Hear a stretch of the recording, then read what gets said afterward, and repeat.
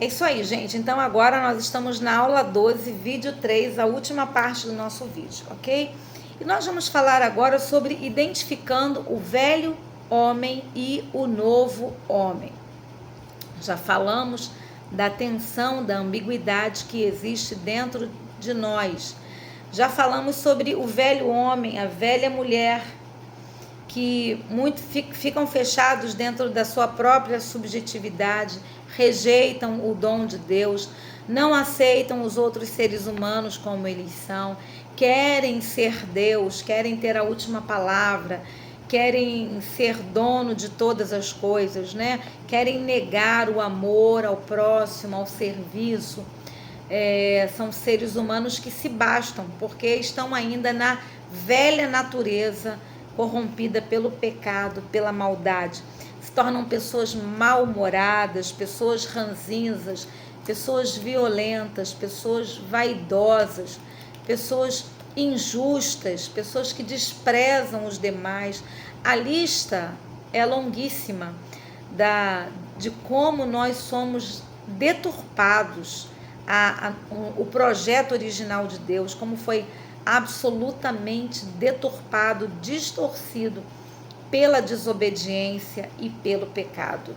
Então, essa vida nova, essa abertura para a vida nova, é uma obra redentora que nasce quando Deus envia Jesus, quando Jesus é o Deus encarnado que nasce da Virgem Maria sobre o poder do Espírito Santo, aquele que vem resgatar, libertar, curar, ensinar, ressignificar, redirecionar a relação do homem com o Criador, com Deus, com seu Pai. Veio redimensionar as relações humanas, o perdão, a graça, a misericórdia, a bondade, a generosidade, a compaixão. Veio regenerar os traumas e as frustrações que nós temos de culpa, de pecado, de histórias desgraçadas que nós temos. Então, tudo isso Jesus veio trazer no seu ministério, veio trazer para que nós fôssemos novos a partir desse novo modelo. Então, essa vida nova, através de Jesus, quando nós o recebemos, ganhamos o Espírito Santo que passa a habitar dentro de nós, tudo precisa ser novo. O nosso relacionamento com Deus precisa ser novo, de adorador, de filho, de amor, de serviço, de graça, de doação. Precisa ser novo com o nosso semelhante, com o cuidado, com a proclamação do Evangelho, com atos de misericórdia, com atos de bondade.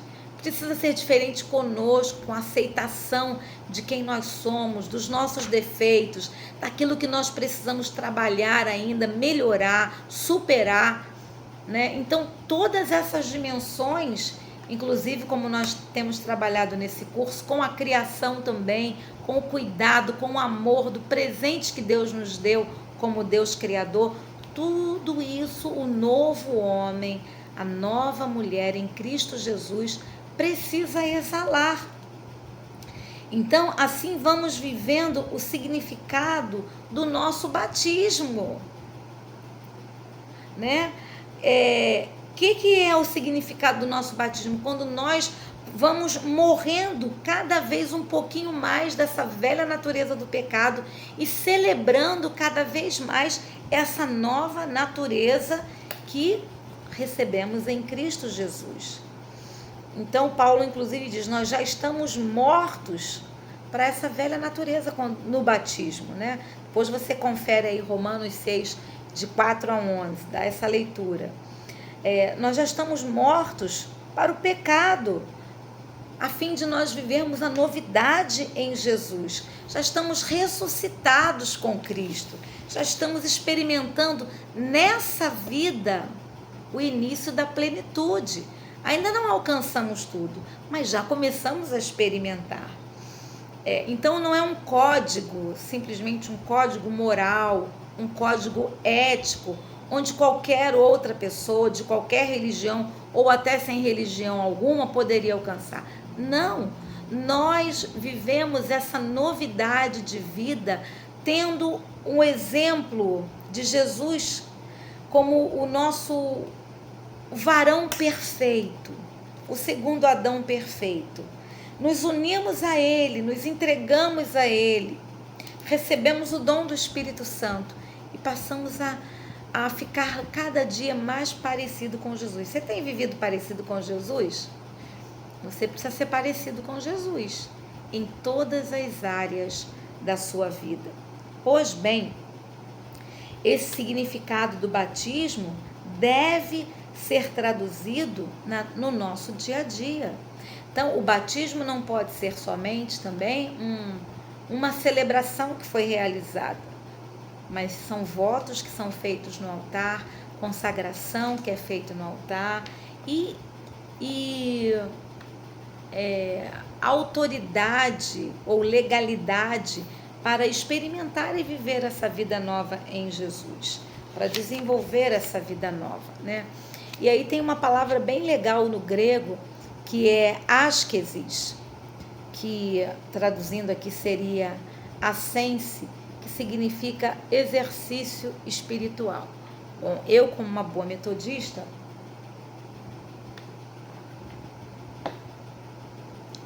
falaria sobre a perfeição cristã e a santificação. Ou seja, disciplinas espirituais. Quando nós aceitamos a Jesus, o processo de santificação não é no estalar de dedos a gente virou um anjo, nunca mais a gente vai ter vontade de pecar e a gente vai fazer tudo certo. Não é assim. E aí, meus irmãos, minhas irmãs, nós precisamos ensinar de fato o processo dessa nova vida em Cristo Jesus, o processo da santificação, o processo da conversão, o processo da perfeição cristã, né? Nós temos dentro de nós a velha natureza e a nova natureza. Tem até alguém que faz uma comparação que eu acho bem legal.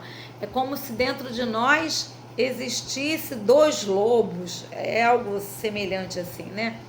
E aí a pessoa, ou um lobo e um outro animal, não sei, enfim.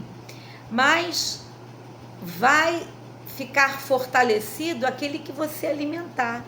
Vai ficar enfraquecido aquele que você não alimentar. O que significa alimentar o velho homem? Andar na roda dos escarnecedores, né? Encher a sua mente com informações pecaminosas, depravadas, injustas, maldosas, odiosas. Então, tudo isso vai corroborar, vai fortalecer a sua velha natureza. Estar num ambiente em que você é estimulado, né, a ter os seus impulsos carnais.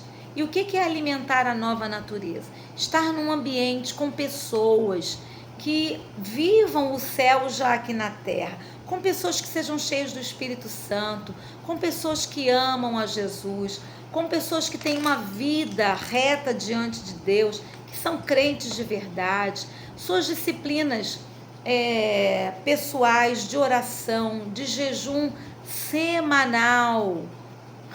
João Wesley jejuava 2 vezes por semana.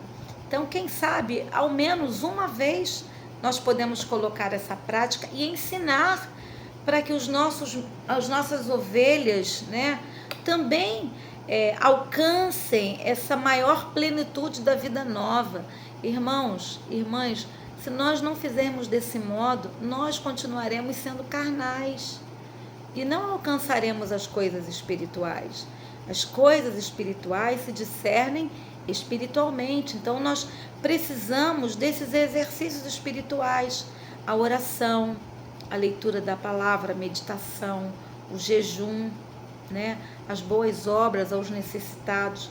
Quando nós dar é algo absurdamente espiritual, seja dar o dízimo, seja dar oferta, seja dar uma esmola, né? Isso quebranta, isso nos humilha, nos quebranta, enquanto altivos que queremos dominar tudo e ter tudo e possuir tudo, né? Isso quebranta o nosso egoísmo, quebranta a nossa avareza, quebranta o nosso medo de não ter. Então é algo tremendamente espiritual. Então nós precisamos dessa prática, precisamos dessa boa semente, né? Finalmente, a busca da perfeição cristã, nesse sentido, no sentido bíblico, depois você pode ver lá em Mateus 5:48, os discípulos são convidados a cada dia a prosseguir na caminhada, na direção, na meta da plenitude do amor de Deus. Então, percorrer esse processo, ele é urgente. Não podemos estacionar, como diz o Salmo 1, né?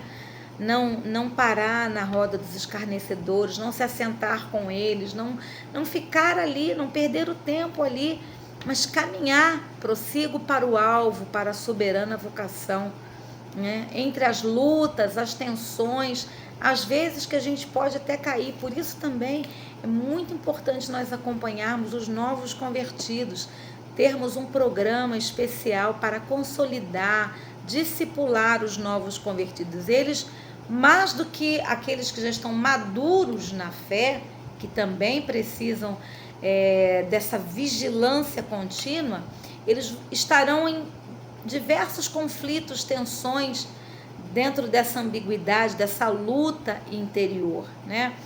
Então, nós precisamos ter essa atenção. E para concluir aqui essa nossa aula,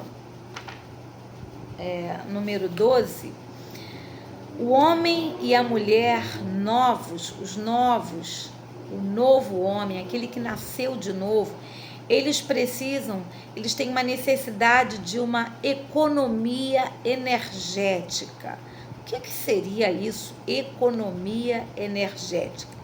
Significa praticar uma sábia economia energética, que seria cultivar a boa semente dentro do seu coração, dentro da sua mente. Vigiar cuidadosamente para que a sua velha natureza não atrapalhe o mínimo possível para você andar no caminho do Senhor.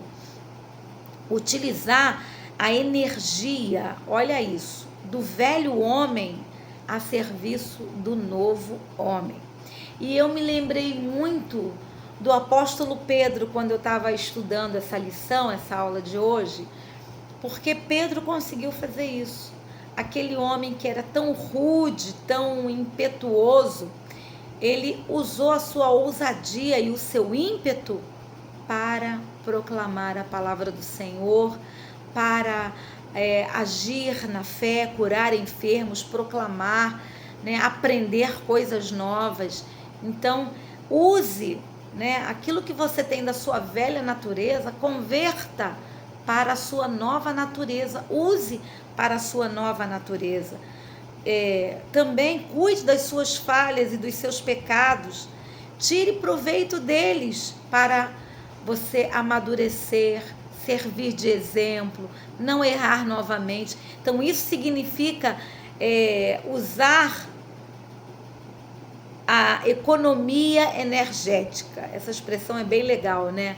É você usar até daquilo que parece frágil, pequeno e ruim, converte aquilo em algo positivo na sua vida, né? Então, se você cometeu uma coisa que não foi legal, ao invés de você deixar aquilo ali te abater e te esfriar, você fala, não, eu aprendi que eu não posso fazer isso, que eu não devo fazer dessa maneira. Como que eu devo fazer? Devo fazer assim, assim, assim. Devo falar daquele jeito, devo falar naquele tempo, devo falar naquela ocasião ou deixar de falar. Então, aprender com os seus erros também, caso você os tenha cometido, né?